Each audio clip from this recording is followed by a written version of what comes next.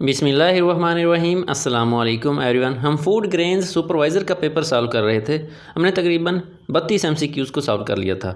अब हम 33rd MCQs को कवर करेंगे। एक मुसल्लस के दो अज़लाह की लंबाइयों का मजमुआ तीसरे ज़िला की लंबाई के होता है। ये तीसरे ज़िला की लंबाई से हमेशा बड़ा होता है, तो इसका ऑप्शन यहाँ पर बी करेक्ट होगा, बड़ा। क्वेश्चन नंबर 34 है, एक शुआ कितने सरों पर मुश्तमिल होती है? एक शुआ एक रे एक ही एंड पॉइंट पर मुश्तमिल होती है, तो इसका ऑप्शन यहाँ पर सी करेक्ट है। क्वेश्चन नंबर 35 है, दी गई लंबाइयों में से किससे मुसल्लस बन सकती है? तो ये जो ऑप्शन डी है 3, 4 और 5, 3 और 4 मिलकर बनाते हैं 7, तो ये जो sum of 2 angles is greater than the third angle, तो इसका ऑप्शन यही डी करेक्ट होगा मेरे हिसाब से। क्वेश्चन नंबर 36 था, 120 तलबा की क्लास में 50 लड़के और बाकी लड़कियां हैं, तो लड़कियों की तमाम तलबा से निस्बत क्या है? तो अगर 120 से 50 निकाल दें तो बाकी बचते हैं 70, और 70 को 120 से डिवाइड करें तो 7:12, तो इसका ऑप्शन जो सी है यही करेक्ट होगा।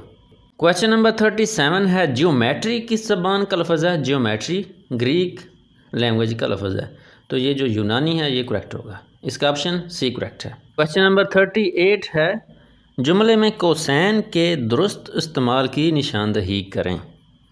असलम मेरा हमसाया रात देर से आता है। असलम और ये जो मेरा हमसाया कोसैन में है, मेरे ख्याल से यही करेक्ट होगा, तो इसका ऑप्शन ए करेक्ट है। क्वेश्चन नंबर 39 है, गुज़श्ता साल चावल की फसल कम हुई, इसम नकरा के अतबार से साल है, ये जो साल है ये होगा इसमें ज़र्फ़े ज़मा, तो इसका ऑप्शन यहाँ पर भी ए करेक्ट है। क्वेश्चन नंबर 40 है, दुरुस्त मुहावरा है, यहाँ पर दुरुस्त मुहावरा देखना है, तो ये होगा चिराग तले अंधेरा, ये काफ़ी सिंपल है, इसका ऑप्शन बी करेक्ट है। क्वेश्चन नंबर 41 है, पिछले हफ्ते चन्योट में शादी की तकरीब में शिरकत की, वहाँ इंतज़ामात अच्छे ना थे, बिजली बंद होने की वजह से लोगों का बुरा हाल हो गया और लोगों को लुत्फ़ भी नहीं हुए, तो ये जो होगी ये गुफ्तगू देखनी है, ये तनकीदी गुफ्तगू है, तो इसका ऑप्शन बी करेक्ट है। और इसके बाद जो पेज है 41 से लेकर 54 MCQs तक वो बिल्कुल भी क्लियर नहीं है, सब कुछ धुंधला है, तो वो समझ ही नहीं आ रही क्या लिखा हुआ है। तो अब हम क्वेश्चन नंबर 55 से आगे देखेंगे।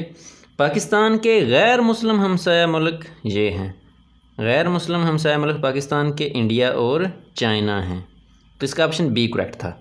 क्वेश्चन नंबर 56 है, जनूब मशरक़ी एशिया के मुस्लिम ममालिक में शामिल हैं साउथ ईस्ट एशिया, यहाँ पर काफ़ी सारे मुस्लिम ममालिक आ जाते हैं, जिस तरह मलेशिया, इंडोनेशिया, ब्रुनाई, दारुल-इस्लाम वगैरह, तो यहाँ पर ऑप्शन नंबर ए है मलेशिया और ईरान, ये तो ईरान तो ना हुआ, बांग्लादेश और ईरान भी नहीं हुआ, बांग्लादेश और अफ़गानिस्तान भी ना हुआ, तो जो ऑप्शन डी होगा वही करेक्ट होगा।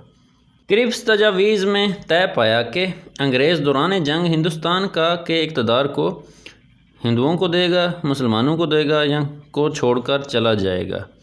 उसमें ये तीनों नहीं तय पाए थे। उन्होंने कहा था कि हम इसी पर जंग के आखिर तक कंट्रोल रखेंगे, लेकिन मुसलमानों और हिंदुओं ने दोनों ने इनको रिजेक्ट कर दिया था, तो इसका ऑप्शन यहाँ पर अब डी वाज़ेह नहीं है, तो या तो डी है या फिर हो सकता है कि बी करेक्ट हो, छोड़कर चला जाए। अब क्वेश्चन नंबर 58 है, हज के मौका पर हज़रत हाजरा अलैहिस्सलाम की सुन्नत की पैरवी करते हुए ख़वातीन के मज़लूमों, अब ये आगे भी क्लियर नहीं है, तो ये जो सारा प्रोसेस था वो होता है सफ़ा और मरवा पर, तो इसका ऑप्शन मेरे ख्याल से बी ही करेक्ट होना चाहिए। क्वेश्चन नंबर 59 है, पाकिस्तान की अहम तरीन इम्पोर्ट्स दरामदात में शामिल हैं पेट्रोलियम प्रोडक्ट्स वगैरह ही होती हैं, तो ये जो सी है ऑप्शन यही करेक्ट है।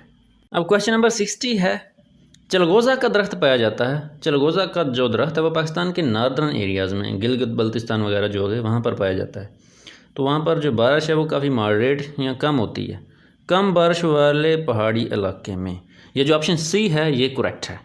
क्वेश्चन नंबर 61 है, दरिया सिंध जाकर गिरता है, दरिया सिंध तो बहरा अरब में जाकर ही गिरता है, द अरेबियन सी, तो इसका ऑप्शन भी सी ही करेक्ट है।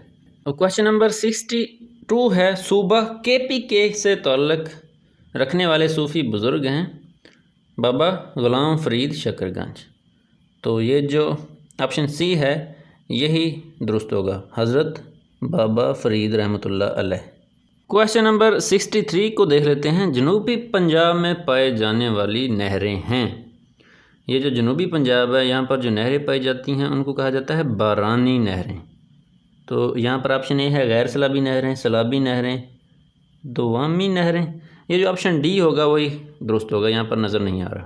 क्वेश्चन नंबर 64 था, नेहरू रिपोर्ट हिंदू जहनीत की अक्कासी थी, जिसमें इसमें जो है मुसलमानों के जो मफादात थे या जो भी मुतालबात थे उसको रद्द कर दिया गया था। तो इसका ऑप्शन यहाँ पर सी करेक्ट था। ये अंग्रेज़ों के भी ख़िलाफ़ थी और इसमें जुदागाना हक़ का भी इस्तेमाल नहीं किया गया था और अंग्रेज़ों ने भी इसको रद्द कर दिया था। तो इसका ऑप्शन सी करेक्ट होगा। क्वेश्चन नंबर 65 है, इस्लामी और मशरक़ी पहलुओं का इजहार होता है ये पाकिस्तानी सकाफ़त से ही। इसका ऑप्शन यहाँ पर सी करेक्ट है। पाकिस्तान को ताजिकिस्तान से जुदा करती है, ये क्वेश्चन बहुत बार पूछा गया है। ये ताजिकिस्तान को और पाकिस्तान को वखान कॉरिडोर अलहदा करती है। तो इसका ऑप्शन यहाँ पर डी करेक्ट होगा, क्योंकि ए, बी और सी तो नहीं है।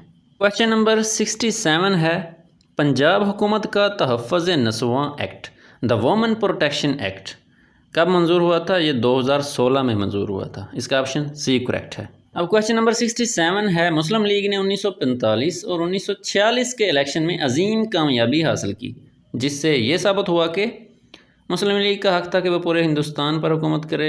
कांग्रेस के तमाम दावे गलत हैं। कांग्रेस का भी था, ये कांग्रेस के जो तमाम दावे थे वो गलत हैं। तो इसका ऑप्शन सी करेक्ट है। क्वेश्चन नंबर 69 था, खारजा पॉलिसी क्या होती है? फॉरेन अफेयर्स किसे कहते हैं?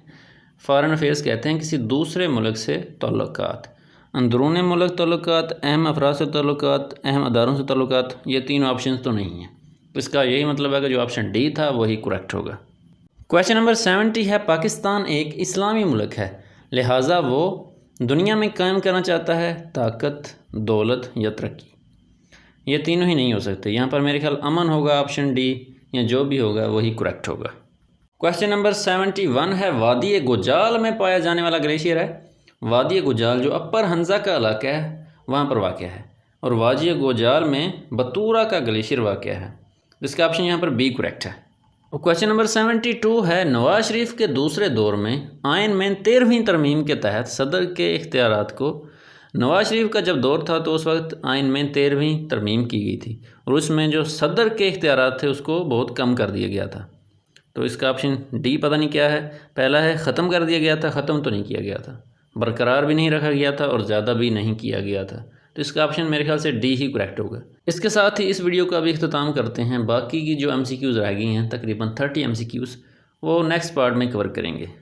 अगर आपको ये वीडियो पसंद आई हो तो लाइक और सब्सक्राइब ज़रूर कीजिएगा। जज़ाकल्लाह।